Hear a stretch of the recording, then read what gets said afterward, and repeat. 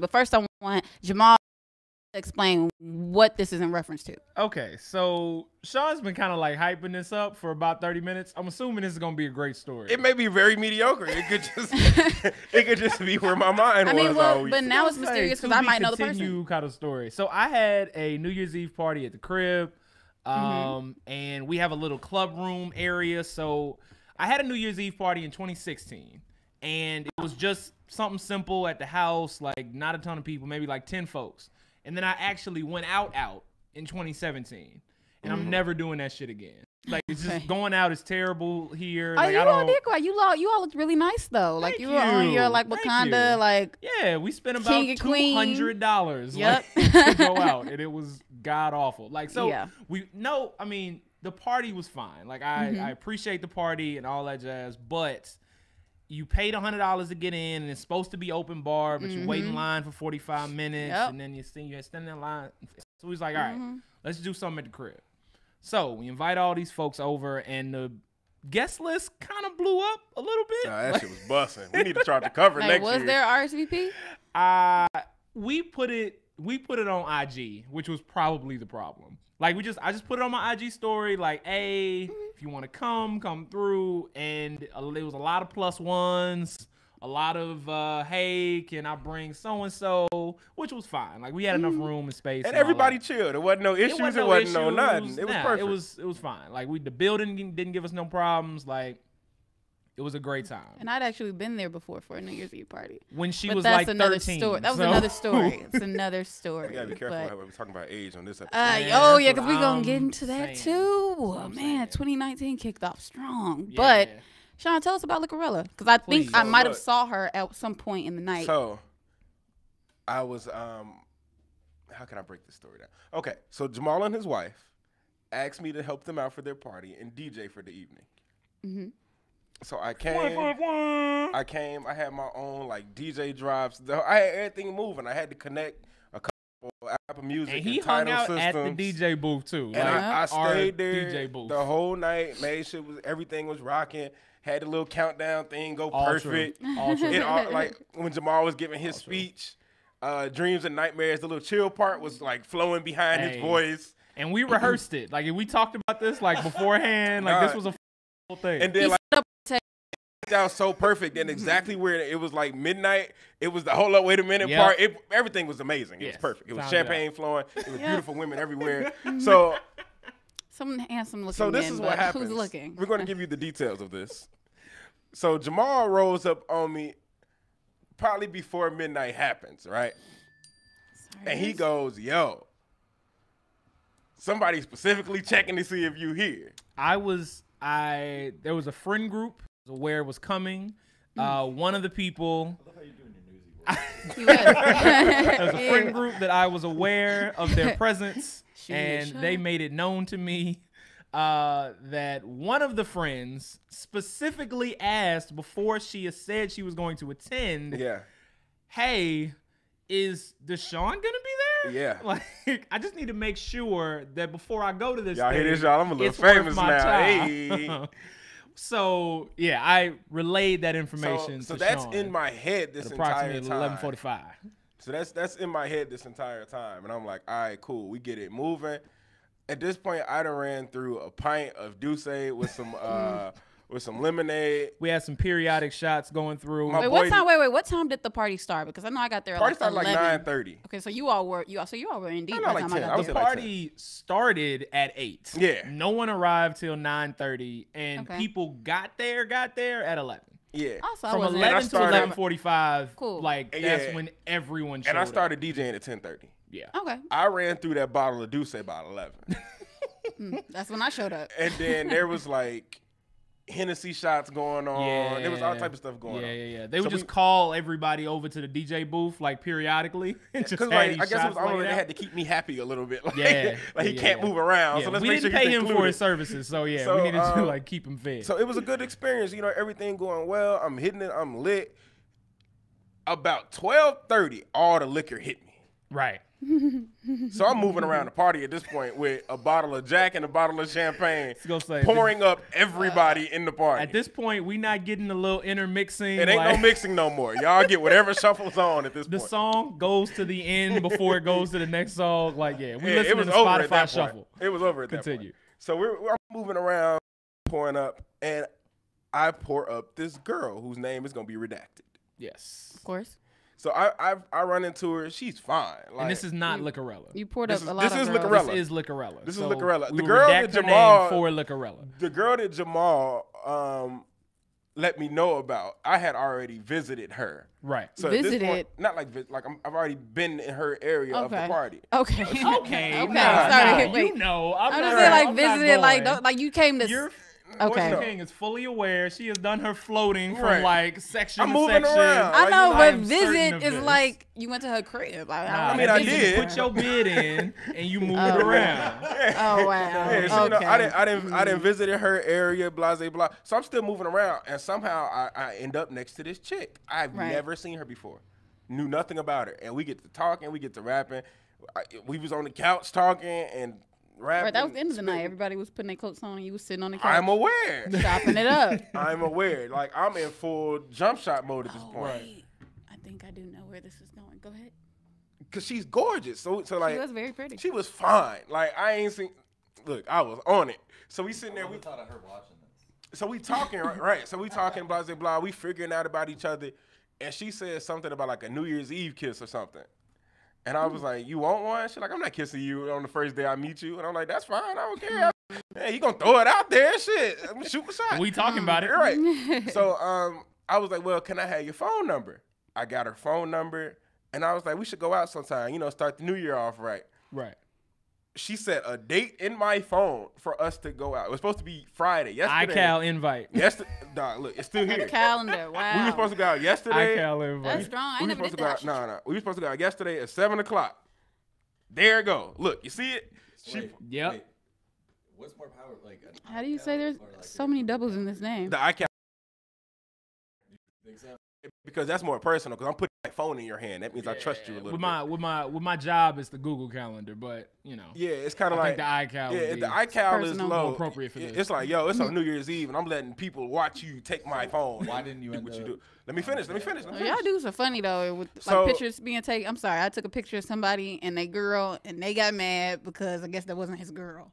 So, anywho, go ahead. Wait. Did you post it? No, I just took a picture because I thought it was a cute go on moment. Your story? No, I didn't do it. I took it on my regular camera because I thought it was cute, and I showed him like, "Look, you all look so cute." He was like, "Nah, erase that shit." I'm like, really nice. What? Camera and right. But like reality is a social assassin. So coming after everyone. So she give me her phone number. Right. No, I give her my phone number. Right. And she texts me her name. Right. I was like, oh, she really wants me to have it because, like, you know, that's my test. If a girl really wants a number and she texts you right then, right. Cool. If she walks away and don't hit you up, she ain't really interested. Right. She got her drink and at that was all moment. She was there for. Right. She texts me at that moment. Walk away. We're aware, Portia King. Store her number, all of that, right? Set the date in my phone, and I'm like, I bet I see you, and she left. Right. The party. She left the party. Gotcha. Because it was the end of the party at this point. So packing up all the shit I done brought in. It's time to go. I done copped a ride with one of Keisha's friends. Like, cool, I get a ride, so my Uber for where I'm going ain't as expensive. Right. So I'm moving around at this point. I'm like, bet, it's cool. I'm moving.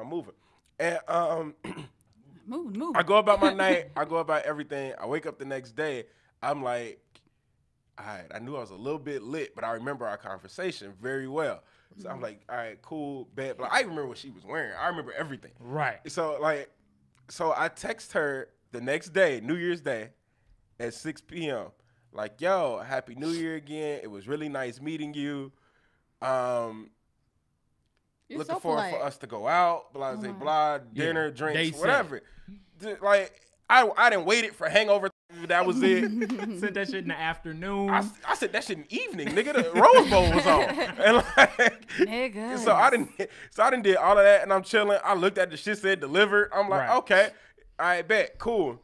Ain't heard a word, bro. I haven't heard a word. So I'm like, all right, cool. Why is Licorella? Yeah. So it's gonna get better. So I'm like, all right. I'm like, maybe somebody know this girl. So I text Jamal. Whose party this is. Yeah. I said, yo, it was this girl in there. She was yay high, blah, blah, blah. This her name. You know her? Jamal like, nah, dog, I don't know who that is. And then, so my thinking is, all right, so if Jamal don't know her, chances are his wife also doesn't know her. Well, my question is, what's your move once you find, like, if he said he didn't know her, like, what's your move at that point? I was going, no. At that point, no. At that point, I want more information. I want the whole facts. I want the Instagram profile. I want all of that. See, for me, I need to know who this is because they was in the crib. Like, how did this person get in? Like, so if I don't know, she was with a bunch of girls. Because I remember you were sitting on the couch talking to her, and all her girls were saying, "Come on, come on." So she left with you. So that's my next thing. The party. She just heard it down the hall and like. So that's my next thing. Like, okay, Jamal, the host of the party, didn't know this girl. Right. Okay, let me hit up some other people who were in here. Maybe they knew her.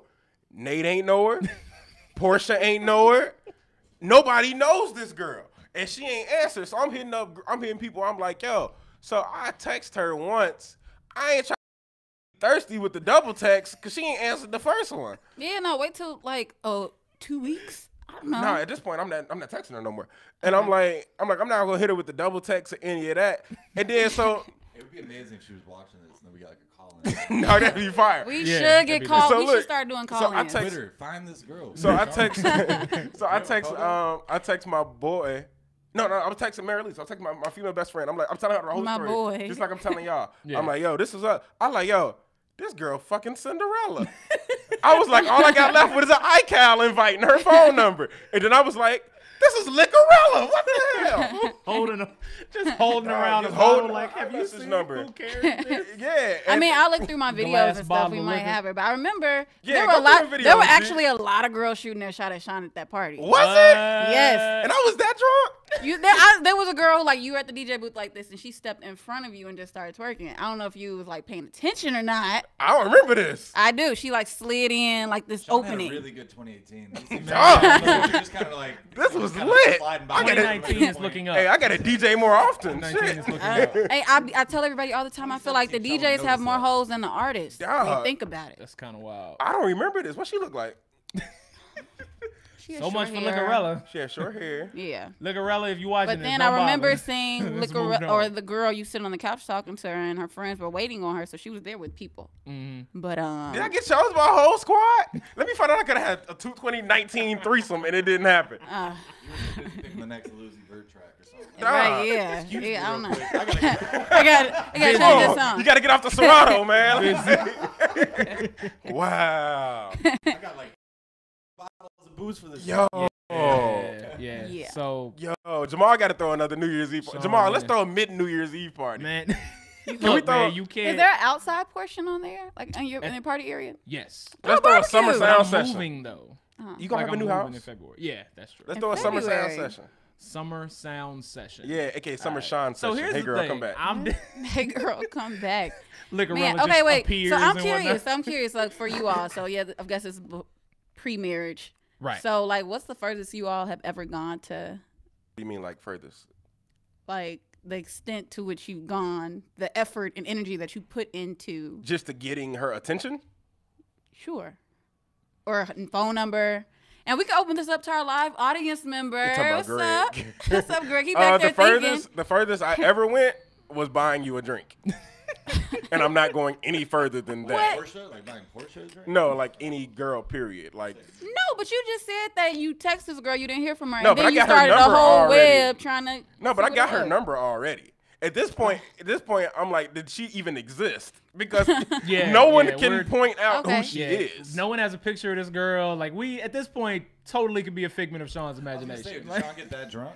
And then I didn't because I went after that to somebody else's house and kicked it, and we sat there and held a whole conversation to 4 a.m. I remember the entire conversation. So I wasn't this drunk. Wait, you and this girl? No, I just went to a homie house. Thickens. You could have not done that either. That could have just all been. And you know what was crazy though? But you know what's even crazy about all of this? I stepped out of the house that I spent the night at, and sirens went off, like they sounded like air raid sirens. Right. And I was looking like, is this how the world gonna end? and I just seen Bird Box. So I'm like, yo, what's going on? And then so I put out my phone and I searched sirens on Twitter. Right. And then it's like, oh, so nice of Chicago to test out the tornado sirens. And I was like, okay. So I thought it was over. Really shouldn't do Why that. would like, they do that on New Year's Day, bro? At 9 in the morning? It was like it was when an those awful day to do last this. year when those in Hawaii when they put up those bomb sirens. Yeah. And like people had heart attacks and shit. Yeah. They thought the world was ending. I thought it was over for me. But yeah, let me see your phone. So I'll go through this video, see if I can find Licorella. Right, so the first transition. we gotta segue this. Yeah. Licorella to the other items on our agenda. Yeah. Yeah, I mean, do we want to go deep into the? Do we want to go deep into the next? All right, so let's just do this topic. Yeah, we got 30 minutes left, so it's Just this week, we gotta work on it. Shawn will join us shortly. We gotta work on it. Just this week, I'm here. Lifetime premiered Surviving R. Kelly, which was a documentary series. I believe it's 4 parts. It's 6 parts. 6 parts. Only 4 have gone on so far. Okay, so there's a 6 2 part more tonight. series. Yeah. 6-part series about.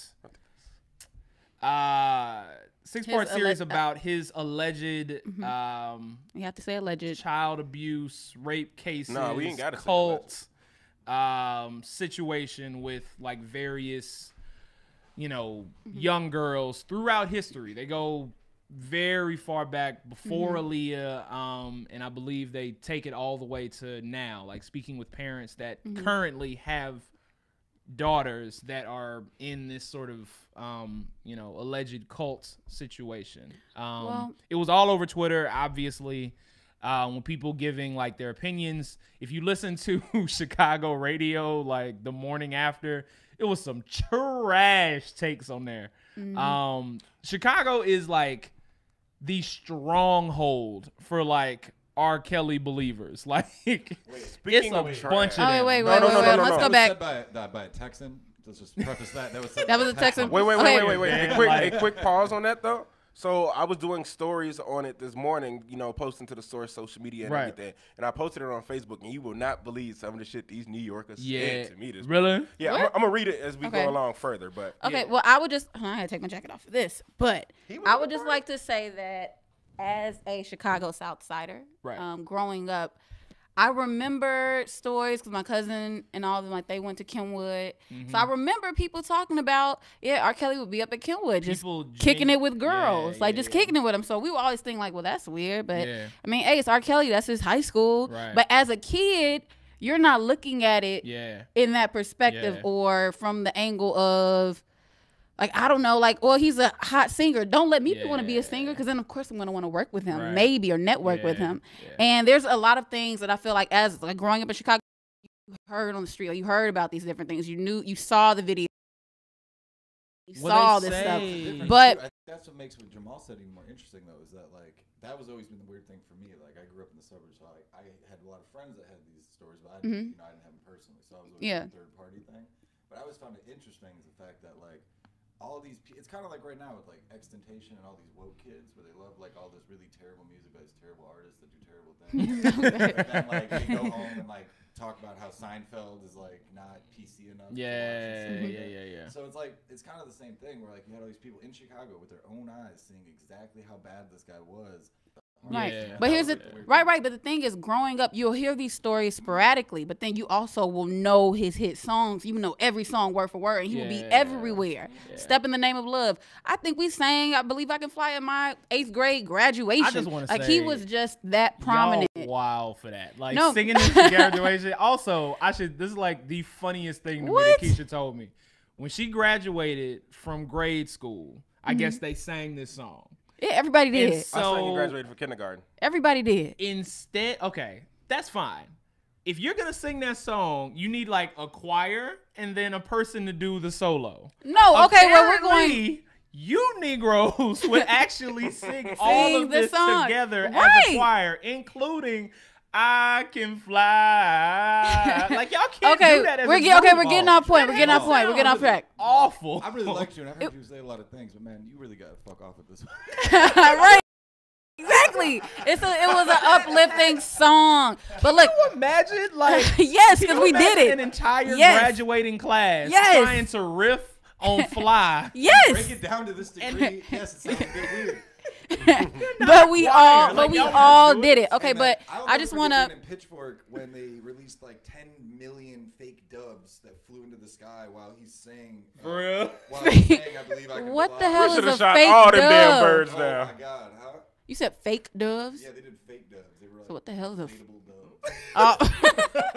I swear to God. So they were blue. Yeah, pretty much. Okay. Yeah, they were shaped like doves. But I believe, I totally believe that happened. But just getting back on track a little bit. So it's just that you will hear these stories sporadically mixed in with his success and his musical genius, right? Yeah.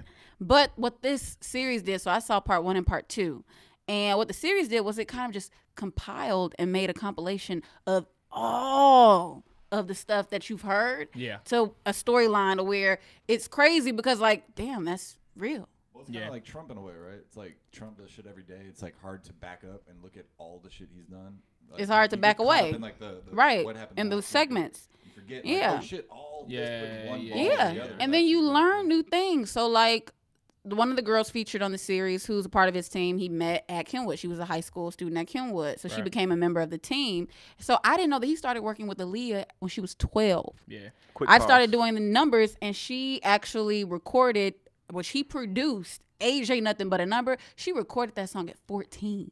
It dropped, I believe the video might have dropped when she was either 14 or 15. And that song was a mating call for young girls calling on older men to take a chance. Isn't it weird that he calls himself the Pied Piper too? Yeah. To me, like, I think one of the most, like, this is the wrong word, impressive is not the word, but just like, you know, it's like appalling almost. Yeah. Like, or bold. Like, it's a very exactly. bold it's like appalling thing how to bold do. it is. But like, you know, like he came out with the Ignition remix, which later in life I found out that this is a ridiculous side piece, but he wrote the remix before he ever wrote the real song. It sounds like a very R. Kelly thing to do. Yeah, sure. But he put out "Let Me Put My Key in Your Ignition" the day he was getting arraigned, like in court, like he was in court, going to court for a sexual assault case. And he came out with a song, so let me put my. Well, key in I your mean, ignition. for what it's worth, according to the documentary, there was a part in there where they said he was like getting some younger girl's number in court. Yeah, that was like they met. She went to court to see him. Yeah, and actually, like, he actually recruited her during that court case, and then like ended up sleeping with her later on. Like, wild boy. Yeah, wild boy. I mean, we do have to give a shout out to Jim DeRogatis. For some reason I thought you better say we got to give a shout out to Shawn. I'm gonna say do not align me with that. I was gonna say for Jim DeRogatis, for those who don't know, what did he I've been do? trying to interview Jim DeRogatis for a long time. What did he do? Real OG Chicago. He worked for the He broke all the stories. He got videos sent to him. Jake's cat. Jim DeRogatis is Sun-Times reporter. He also worked for Rolling. This is so aggressive, Jake. Jim DeRogatis also like worked for Rolling Stone, but he sort of is the one who first received the tape and put it out in the public. He's also the one who like most recently had the report about the whole cult thing. Like, he's the one who broke that story also. Like a personal journey to like. Yeah. I mean, he's been covering this for like 20 years. He has had like 2 reports in BuzzFeed where he kind of like talked to these parents. He's one of the first people who got folks to go on the record about R. Kelly and everything. Yeah. So he is. This is definitely lives here in Chicago. But I think that story's crazy. Not to cut you off, but that story's crazy. Like, as a music journalist, this is a guy who's writing about music, like doing music reviews, like one of the greats, but. He wasn't a hard journalist. And all of a sudden he started getting like sent these videos of like these girls with R. Kelly, and then all of a sudden he had to change up his whole game. Like, I'm surprised they haven't made a movie about that. Like, investigative guy. I mean, I think there has to be some sort of reckoning for R. Kelly in order for his story to not feel like in vain. Yeah. But it is a very interesting story. Where he just like all of a sudden had to, by the force of like the world, change what he did. Yeah. Like, he knows this thing and just had to sort of pursue it. I think with R. Kelly, it's, as you were mentioning, like the fact that, you know, these songs are tied to so many people's lives is just one of those things that's hard to sort of like get over. And I think as long as it's hearsay, as long as it's, you know, well, maybe that's him in that tape, maybe it ain't, as long as it's like nothing like concrete like this documentary, I think that's why he's been able to just continuously get passed over and move past these things and not have to worry about it. Like, because his legacy is so tied and ingrained in people's lives. Like I know more R. Kelly songs than like just about anybody. I mean, that's sort of how it is, right? Like, you know more Jay-Z songs. Yeah, that's true. You know what's crazy about that whole thing though? Is like, it was an interesting article I think in BuzzFeed or something like that a couple months ago that was talking about how Aaliyah's like this was all put together by Aaliyah's uncle. That's how like she met R. Kelly and stuff like that. Mm-hmm. He was the manager for both of them. But if you notice, you go on Spotify, none of Aaliyah's music is on Spotify. The uncle owns it all. Uncle owns it all and won't put it out. He so won't. What's interesting is happening even beyond. Like they're disrespecting Aaliyah when she was alive, when she was a kid, taking advantage of her. Now she's dead. They're like ruining her reputation, her name. There's a whole generation of kids now that will never hear her music because it's not on like. I don't think I want them to hear it now. You want to hear? You want your kids to hear? Well, here's the thing, but number? I mean, you can take one song, but okay, you know what I'm saying. right? Like, but legacy that's being like. Tarnished. But here's the thing. But if we're looking at, I feel like the documentary it placed a lot of course, a lot of blame on R. Kelly, of course.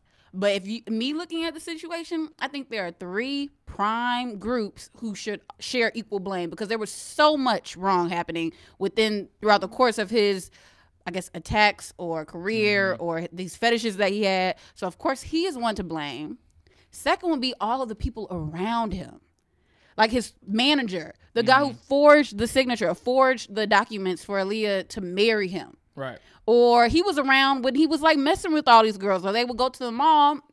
He would have his guys go up like, yo, R. Kelly want to meet you. Like sometimes he wouldn't approach these girls, but he would get his guys to go recruit them and bring them in. Or like go get them and bring them to the spot. And they all kicking in. Like, this is a little girl. And y'all all are allowing this to happen. And then third, parental guidance.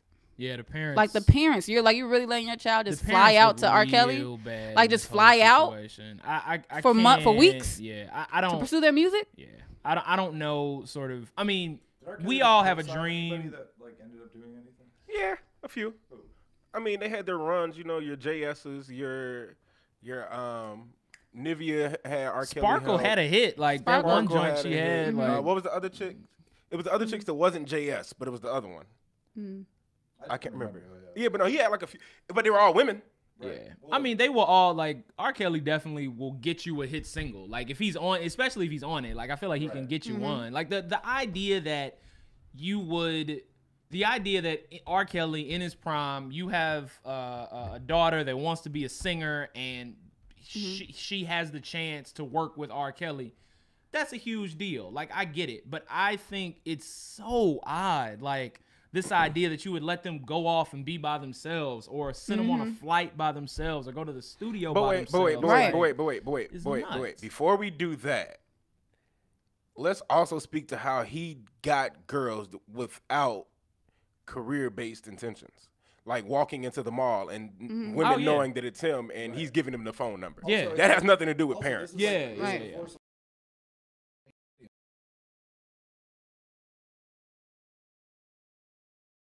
Yeah. And then he's fucking with their minds. Like, so that's the thing is like some of them like if you're 14 years old, yes you can be manipulated, but I feel like if you're 17 years old, what's it like at that point he didn't go for nothing 17. Yes, he did. Okay, yeah. Okay, the ones he met that girl she was on the thing. She was at the video. Huh? Dave Chappelle addressed this years ago on a stand-up special. What he's talking about, he said he's talking about the 17-year-old girl who was getting peed on and stuff like that in the video. The 14-year-old guy peed on in the video. Cleveland, who was like tied up by like some crackheads and then like broke out and like within 3 hours like untied herself, like snuck out of the house, was back at her house like watching herself on TV. He said, I don't think that I shouldn't be repeating this, but he said like 14 is an age to know whether or not you want to get peed on.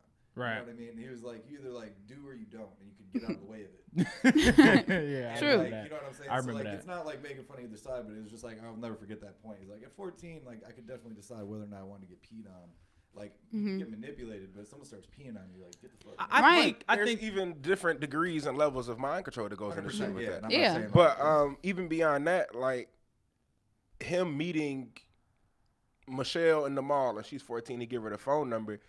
Once he gets you to let's put it like this. Enough about the people that are on this documentary now. Right. Because every single one of the men who are on there, producers, managers, them some nasty motherfuckers. Yeah. Right. They're nasty. They're like disgusting. Yeah, because they watched it happen. Jamal, I'm gonna put it like this. When you were single, let's say if we in school, right? We hanging with women our age or whatever. Right. We at the club. I see a girl and then I get her and we get her friends. Like, you get your friends, be with my friends. We all gonna kick it. Right. And we go back to the crib and we drink. There is intersection of me and my guys and her girls. Right. Now, he's sending his guys into the mall to bring these women and their friends. No, bring these girls and their friends to the crib. Right. It doesn't end with them getting in the crib. They don't get in the crib, but then all of a sudden the producer just don't see this girl no more. Yeah. No, you're talking to that girl. You're interacting with that girl. You know her. You know her name, where she's from. You're forging documents. You're doing all of this. Nigga, you just as nasty. Yeah, that's what I'm saying. Like, they're to blame, too. The people around him who allowed it. But then that also goes back to all of it being just not the mind control and the ability of control of R. Kelly via threats and all of that. His mastermind has help. Yeah. No, there's a group of enablers that allowed this to continue. I think that if somebody has a drug habit or they got a habit and some sort of addiction like this, even if it's not necessarily done around you, right? Like, if R. Kelly is telling you, like, hey man, go tell her, like, that I'm interested, go tell her to come talk to me. Like, and you meet this girl or whatever, like, yeah, sure. You don't know exactly how old she is, but you know R. Kelly like them young. You know that this chick looks younger than all the other people that are around. You know that if you bring her back to the hotel or bring her back to the crib or whatever, that R. Kelly got this whole bed in his studio. Like, I heard a very interesting even if you don't see it directly, you have a general idea of sort of what's going on. Well, one of the producers said that he walked in the room. He said it was a bunch of girls. Like, you could tell, like, they weren't of age. Like, you could just tell. He's like, but I didn't ask for no IDs or nothing. But I heard a very interesting point this morning by Roy Farrell, who is like the Duce Palooza guy, and he's on the Joe Budden podcast and stuff. And he was saying he's close to our age. Like, he's more your age, Jamal. So that's what, like a year and a half over me and PK. Yeah. And he like, when I was the age of those girls, because we all grew up in that same age bracket, girls then looked like girls. Right. Mm-hmm. They didn't look like Instagram what you could say the girls of today, Fashion Nova, Insta girls. To, like, compare herself against, right? No, he's like they look like girls. You they look girls. Like pigtails, barrettes, girls, like girls. Right. It was like, so that says to how much more fucked up you are, because you're not even looking at a girl who could pass as a woman. Yeah. You're looking at a girl. So let me ask y'all this, because I think this is something I heard like while I was hearing all my trash takes on like WGCI the other day. One of the things that a lot of people picked out was the fact that in the first episode of the documentary, they talked about how R. Kelly had this sort of tortured past, right? Like, the I didn't know that he was molested as a kid, and exposed to sex and sexual nature way early, and what that does to a man's psyche, right? Anyone's right. And so I guess I'm curious if there was a way to document that he had some sort of disease, some sort of clinical problem that pushes him to be this way. Does that sway your mind at all? I wouldn't say it's a disease or anything, but it's because sometimes people, when like kids, like I know people who've been sexually abused. So it's like, as a child, that certainly impacts who you are and how you develop into the adult or the person that you're going to be. Right. So you can either be the same as your abuser, or you could be completely different and against it. Right. So then you look at, I know his younger brother said that he also went through the same abuse, I believe, by the same person in their family. Right.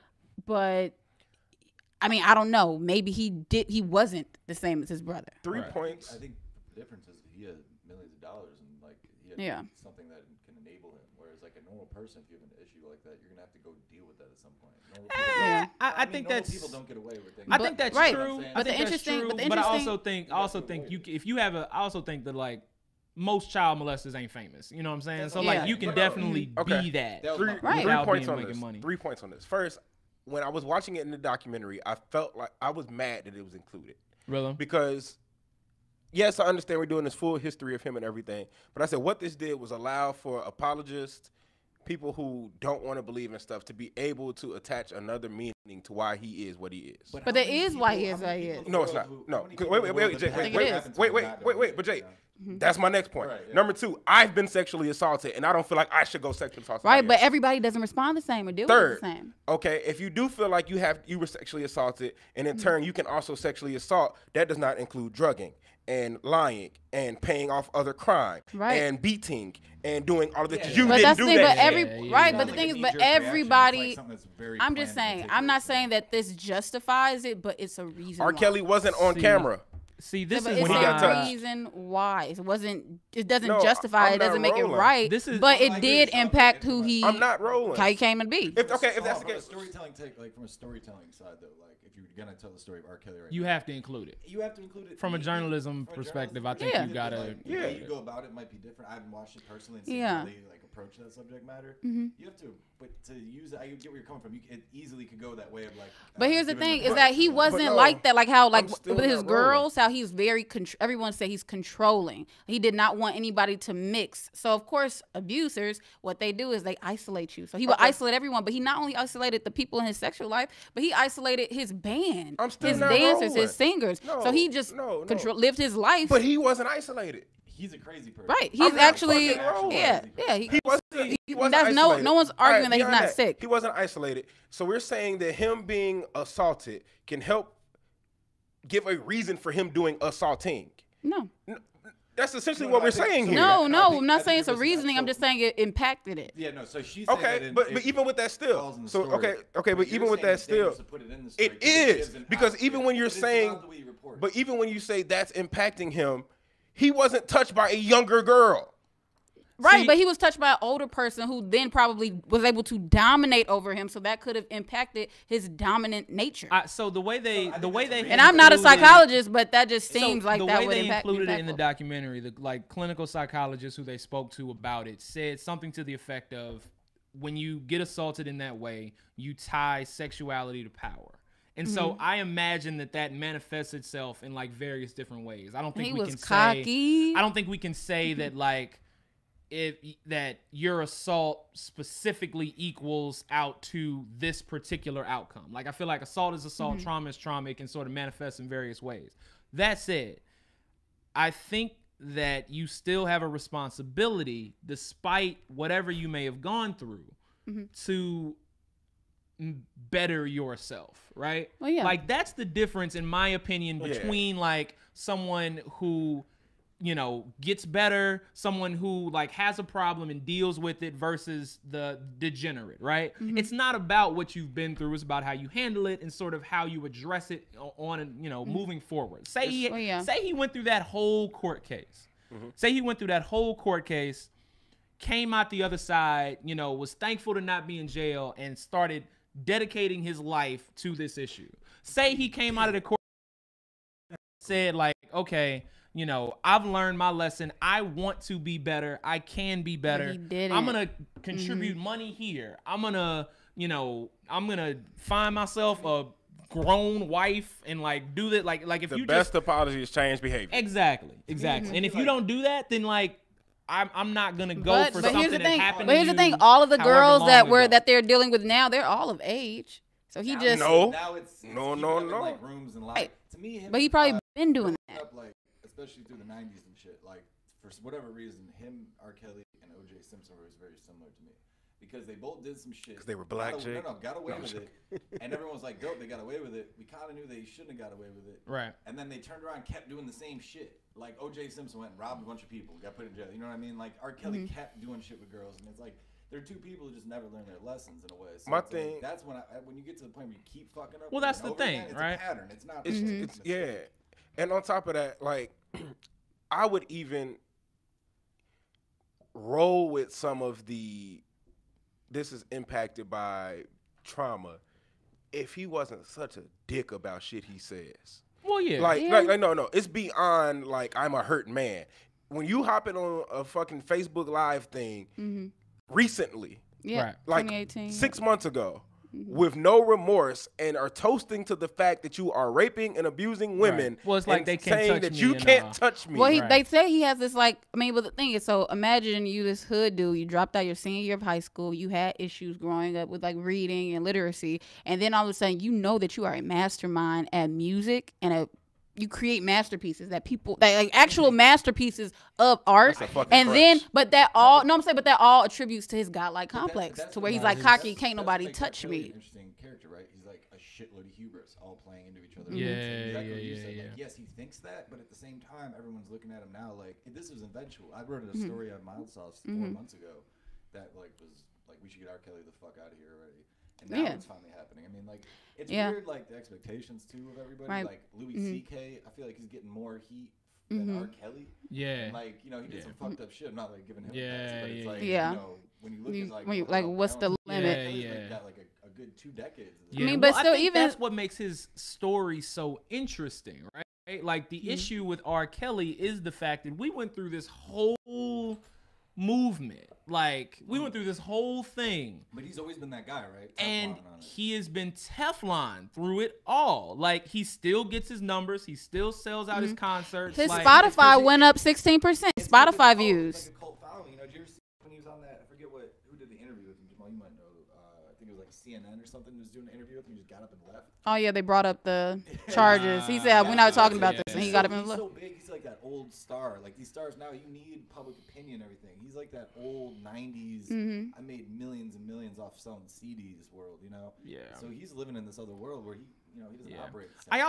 I also think the folks that are most concerned, I mean, similar to what you said, Jake, I think the people that are most concerned with these issues are not, like, his core fans anyway, right? Like, the people you got to convince is my mama, my grandmama, like my auntie, you know, everybody. Like, I mean, R. Kelly could sell out concerts if he just had people over 50 come. You know what I'm saying? And that's like that is a difficult position to come back from. He's also, if you saw like last 2 weeks ago, he was doing a show and was like rubbing his dick on people in the front row. Like, that's crazy. Yeah. But that's what he does at his shows. So but like, you think you tone it down when you have a bunch of accusations? Now I got a lot of questions that I got to ask y'all. Now we're gonna try to keep the answers short too. All right. Number one, why is he still signed to RCA Records? Because he makes them hella money. Chris Brown makes them more money. He also is something they probably shouldn't have. But that's fine. But Chris Brown ain't still beating people. Like, right, he's changed. R. Kelly's still raping. But yeah, sure. Yeah. All right, let's roll through the RCA Records roster real quick. Are they like the Washington Redskins of the music world? Right? No, they're like the motherfucking warriors of R&B. Yeah. They got A$AP Ferg, Rocky, the entire A$AP mob. You got Buddy, you got Bryson Tiller, you got Brock Hampton, you got Britney Spears, you have Charlie Wilson, Childish Gambino, Chris Brown. Let's see, get some other names here. We got D'Angelo. So what's your point? Like, my point is, you got enough money in that motherfucker to knock him the fuck out of here. Why is he still signed? I think the reason he's still signed is because the public pressure to get rid of him has not gotten to a point where they had to. But it's about to. Is it like with some artists, you need one drop in the water and you out of there. Or whatever, like to get like impeachment, you need like a 2/3 vote, I think, or something like that. It gets worse. I feel like R. Kelly's the guy who needs like a 7/8 vote.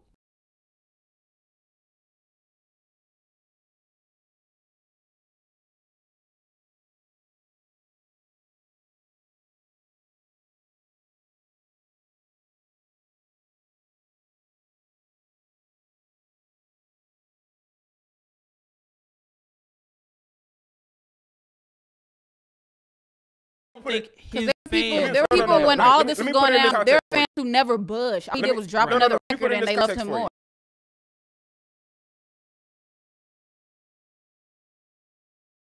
Got a Def Jam. Yeah. True.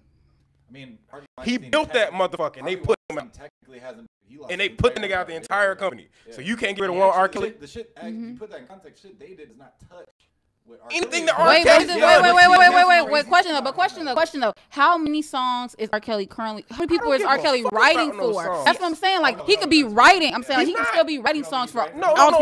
He could ghostwrite like the back of my hand. He could ghostwrite. No, he's not. You can't do ghostwriting in 2018. That nigga ain't writing shit. Here's my thing though, and I mean this is just like my personal opinion, but like this huge scandal, this huge documentary, all about R. Kelly with all these allegations, like scandalous shit, is airing on Lifetime. Why is that not on NBC, ABC, CNN, whatever? Because people who listen to R. Kelly, like the folks who like care about this issue, is not mainstream. Like, actually, I was going the other way with it. Like, I think that this is the first time Lifetime actually put out like a sensible, agreed, movie, agreed, right? And I think it's everything back to the NFL my analogies today, but it is. It's like that should have been on NBC. Right. It should be in prime time. Right. But they definitely did chop it to.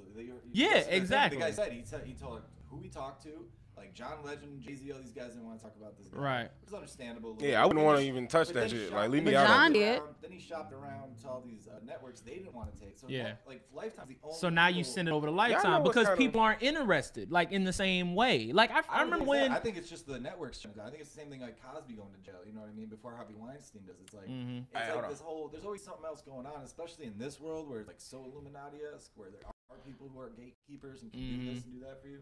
I mean, when you look at like Tekashi 6ix9ine coming to Chicago and the guy who runs his management company is brothers with the mayor, and that's why they have police. Like, there's always some other string that ties together. With this, like, I think there are people looking out for him. I think the shitty people like Portia's talking about are millionaires too. They're just guys in Chicago. Before I move to my next question for you guys. Sorry, this is a passionate subject. No, before we move to the next question, just to give you some more ideas of why they don't need that nigga on the label. They also have Usher. They also have Usher. They also have SZA. They also. I'm not saying that they need him. I'm just saying they haven't been pressured to get rid of him. Yeah, right. That's my thing. I don't think he's my next question for you guys. And I had a lot of people get at me angry in my mentions. And sorry, Greg, you might get a little upset too. Got at me angry in my mentions. So when they showed that R. Kelly wrote "You're Not Alone," and they had the little Michael Jackson shit up there, it was talking about how he was so like celebrated. Of course, James walked in on this subject. Another live in studio audience and member. They were talking about how of everything. My tweet was, "So y'all want to talk about Michael Jackson?" Everybody was like, "No, we not doing that." Why not? See, it's a whole thing. Why not? It's a whole thing. I feel like there's but there's a stigma tied to it. What's the stigma?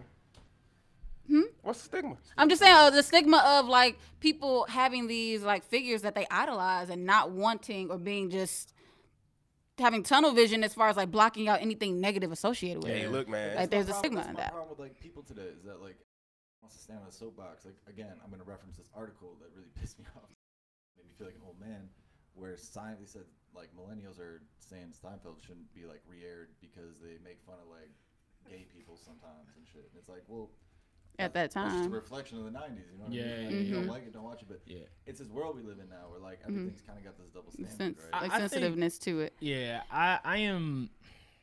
The Michael Jackson thing really is like rough because I don't know. Like I feel like, but I think similarly, like I grew up on Michael Jackson and like. Always. You didn't grow up on R. Kelly? And I grew up in a house where it was like. Michael Jackson's the same thing though? No. Well, that's what I was getting at. Hold on, wait, can I say something? Wait.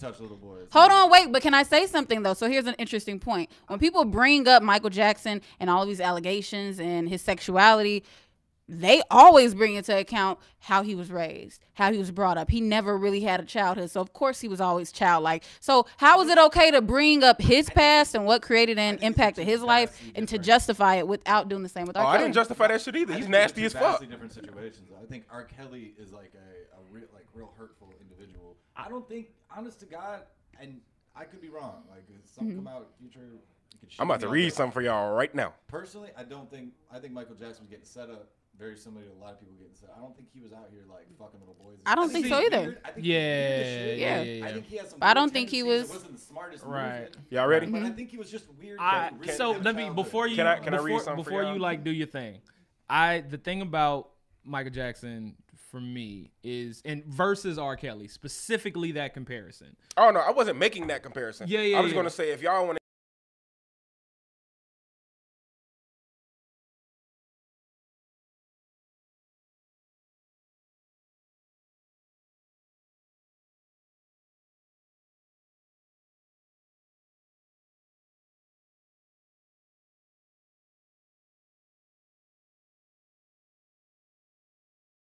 think that R. Kelly has a longer. I think R. Kelly has a longer rap. He might have wrote it in his sleep. I'll say that. I think R. Kelly has a longer rap sheet. So I think when I read this, it actually surprised me. And I think that's because none of us were old enough to really understand the levels of what was going on at the time. So when we knew the Michael Jackson trial, high school and shit, that was the second time it came up. So I did some digging back into the first time it came up, which was in August of 1993. So let me read. In August of 1993, police raided Michael Jackson's home and, according to court documents, found books and photographs in his bedroom featuring young boys with little or no clothing. The books were not under any legal restrictions toward the public and were free for anyone to purchase and own in the United States. Jackson wasn't indicted on that. However, he was indicted on the charges of touching a little boy. Jordan Chandler gave police a description of Michael Jackson's intimate parts. A strip search revealed, and Jordan had correctly claimed that Jordan had patchy-colored buttocks, short pubic hair, and pink and brown marked testicles.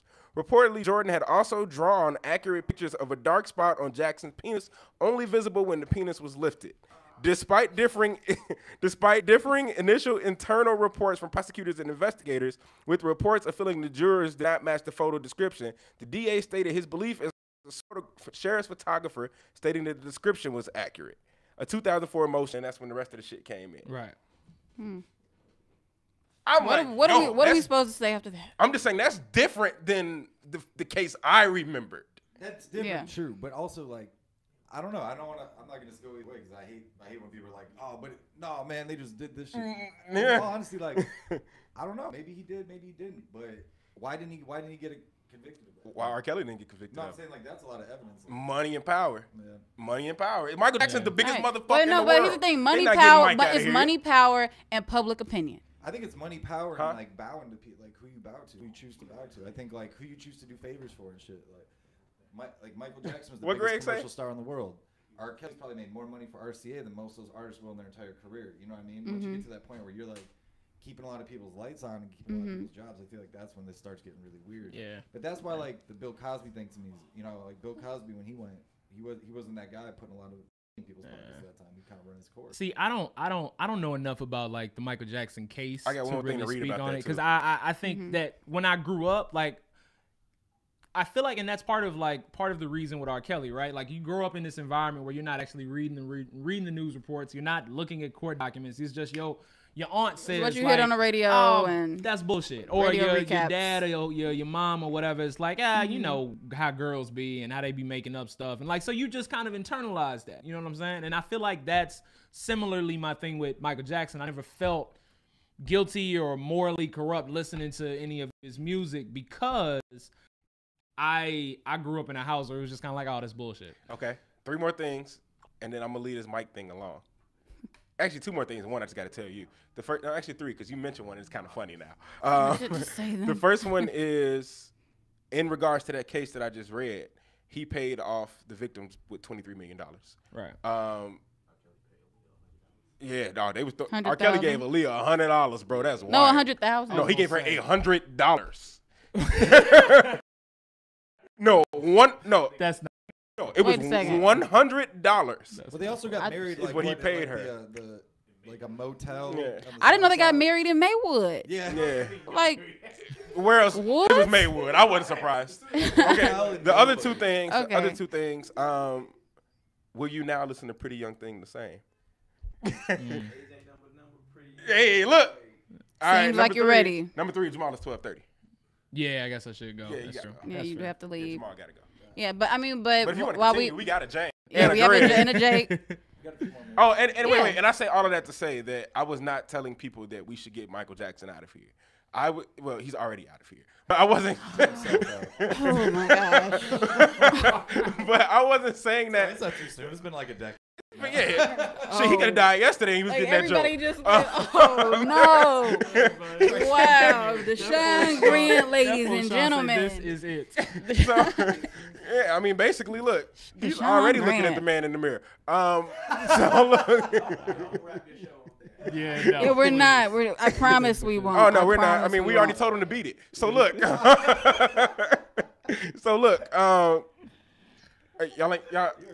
Y'all don't want no more? I can keep going. Whatever you I wasn't saying that to say let's let's get Michael Jackson out of here because I'm going to listen to Lady in My Life when I leave out the car. But no, I was saying that in the sense of we can't pick and choose who the fuck we want to get out of here. You know what I mean? Mm-hmm. Because at the end of the day, R. Kelly is innocent in court, but y'all trying to get him the fuck out of here. Michael Jackson was innocent in court, but y'all want to overlook that shit. Let me say this, because I think like separating art from artist is like an eternal question that people like you can't sort of, you have to decide on your own. Like I don't think there's a right or wrong when it comes to like separating art from artists. Like I'm not gonna stop watching the Cosby Show. Like maybe I'm not gonna buy the DVD, but I'm not gonna like if the show's on, like I enjoy it, whatever. Like I feel fine with that. So Jim DeRogatis, which we talked about earlier, the reporter who sort of worked on all the R. Kelly stuff, one of the things that he mentioned in an interview was how he sort of handles this separating art from artist thing, and specifically R. Kelly. In his mind, the way you sort of determine whether, you know, you listen to this music or not is if they are singing about said offenses, right? Well, so like you talk about somebody like R. Kelly, all of his music is sexualized. Not all of it. A vast majority of his music is sexualized. It's about getting women. It's about being with women. And based on his history, you got to assume those women aren't of age. And so that is why he feels it's appropriate to sort of not listen to, you know, these various songs. Because in his mind, when he was making those songs, he was thinking about underage women. Now, I think everyone should have their own definition and their own sort of like, you know, I won't cross this line when it comes to separating art from artists, but that was sort of how he handled it. And I think that's a legitimate sort of like way to look at it. You know, I got on this like, there's things that make me look at a nigga like, I can't fuck with you no more. And the other one was like when Fab was trying to get Emily B. Like, right. Fab don't do it for me no more.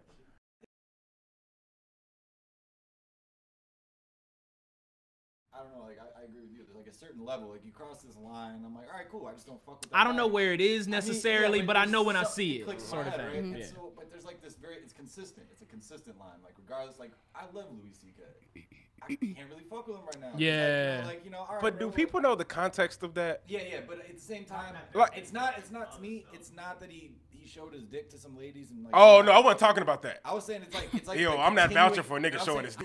Like just like cascade of just dude, just stop fucking up. Like just shut up for a while. Yeah, When someone just keeps fucking up over and over, it's kind of where my line gets. But there's all these people who like heat every politician and all these things, and then they go home, they listen to XXXTentacion, they listen to fucking 6ix9ine and all these people who are like the most terrible human beings in the world, you know? It's like, but that's also all based on public opinion. So you have like, you wouldn't know these things happened as far as with Fabulous or like with all anybody, right? Or they're making these public actions or making these public statements that are judgmental, and you can judge them and not rock with them anymore off of that. But imagine being the person in the studio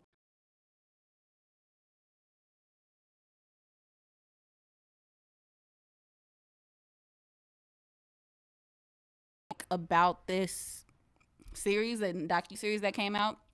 And I know some people have, like, different celebrities have commented on it, like Jada Pinkett. She said she watched it with Willow Smith, and they, like, she's happy because it just sparked the conversation. Like, we need to actually have these conversations of, like, what's the action behind it? Like, the one thing I love is the fact that we're able to have this conversation, because this stuff does happen in real life. It's not just R. Kelly. It's your cousin, Woody Gang or whatever, sitting on the corner outside the liquor store. It's like that cute dude with the nice car riding past high schools, going to home, pulling up at homecoming, picking up little girls. So it's not just R. Kelly. He's just an example. And God, I hope that I hope that parents are watching this and like coming to the realization don't be you can't leave your kid with no grown anybody, with like, anyone, and just that trust that shouldn't be hard. But like, if this is the thing that did it, like if this interrupted your lifetime viewing, and this is what did it, cool. And then even the 17-year-old girls or 16. Man that called himself the Pied Piper. Like, come well, on, yeah. Put two and two together, fellas. But I'm saying, but even the 16, 17-year-old girls who, okay, sis, like, yeah, you are a minor due by law, but by, I'm sure, your brain and your capability of thinking, smooth criminal. Wait. I just wanted to say, can I just say something before we sign off? So I am actually, jeez. The way you make me feel. I'm giving away tickets to see The Upside. If you're in Chicago and you want to see a preview screening of The Upside starring Kevin Hart and Bryan Cranston. Thank you. And it's happening on January 9th at the Icon on Roosevelt. Pretty sure I'll be there. Yeah, I'll be there too. I really want to see that. Because I'm also kind of hosting it too. So. I kind of want to see that movie. Well, yeah, so just hit me up on any platform, Portia King Media.